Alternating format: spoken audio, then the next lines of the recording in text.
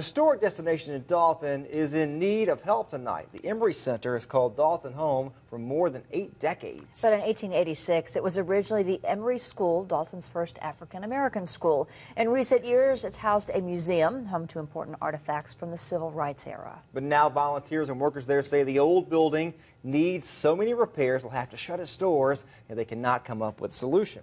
News Channel 9's Alyssa Sperato has that story. Just here for everybody, to bring everybody together and make Dalton a more progressive city. Being the largest city in Northwest Georgia, I feel it's important for that history to be preserved here at the Emery Center. But in a little more than a month, everything in this room and building will need to find another place to go. It's something year-long volunteer Jafar Ware hopes won't happen. It's very heartbreaking.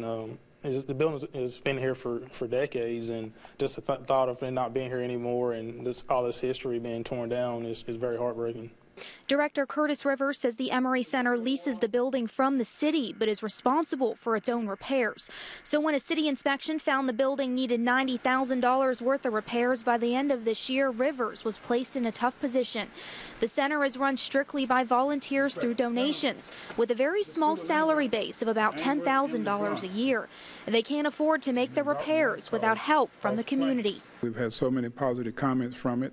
We have garden clubs that come here, schools and church groups, and they just highly, they recommend it highly for anyone else to see it. So we're very proud of it. The center needs a new heating and air conditioning system, repairs to the roof and gutters. Okay, condensation from the air conditioner leaks into the pan. The pan has deteriorated, so it leaks right on the stage.